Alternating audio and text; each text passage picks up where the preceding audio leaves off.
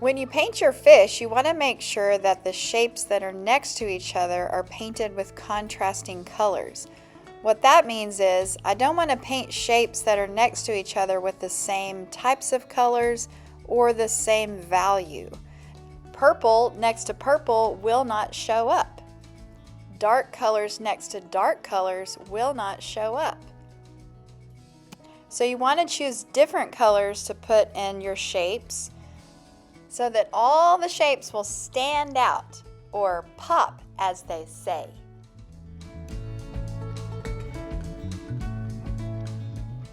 Notice how I'm painting a gradient.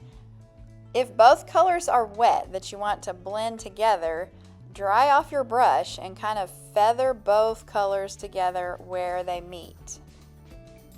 This will not work if the colors are dry. It just makes your painting way more interesting to have a lot of variety in your color. Variety is a principle of design. Now watch as I finish painting a base layer of color in my whole fish. The only area that I'm going to leave white on the fish is the teeth.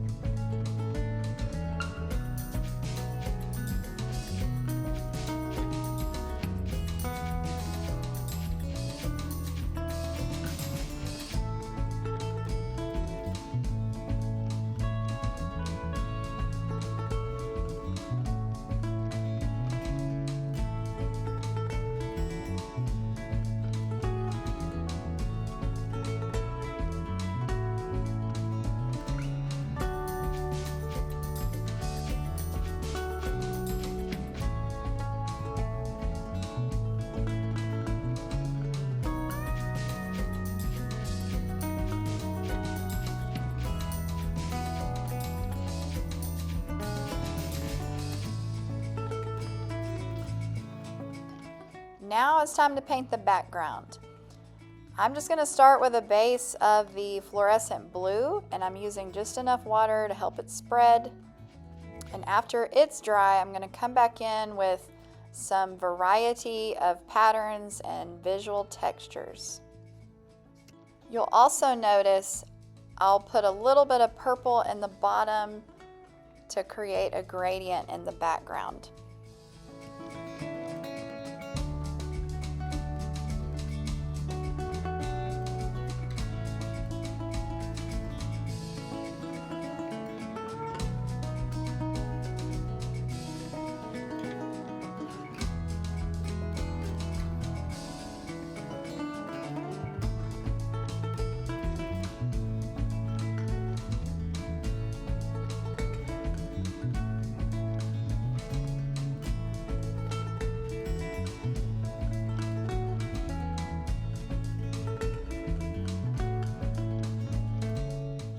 Now it's time to experiment with the background. I want it to be interesting. I want it to have visual texture. So you can see I'm using the cup to stamp some circles. Because this is water in a fish, it kind of looks like bubbles. But I don't know how much of those will be actually visible once I finally get finished. Here I'm taking the edge of a piece of a cardboard and creating some visual texture.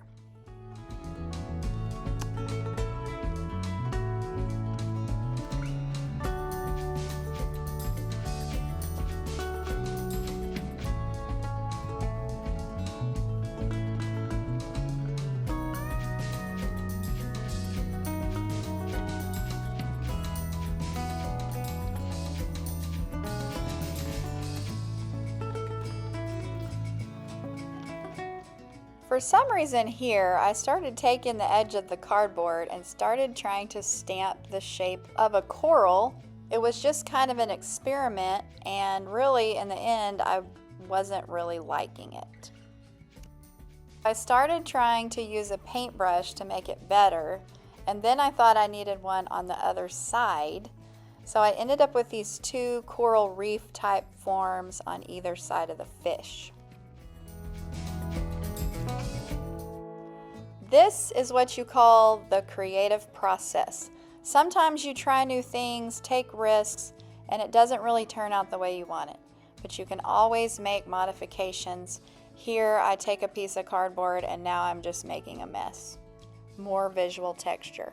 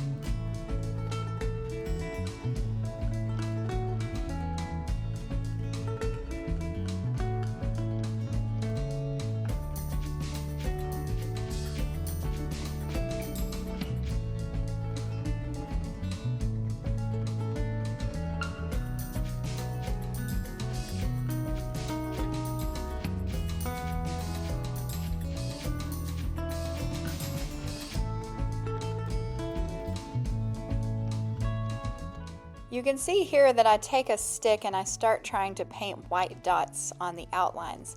Then I notice that there's not enough dark contrast to make the white dots stand out. So I had to let this white paint dry.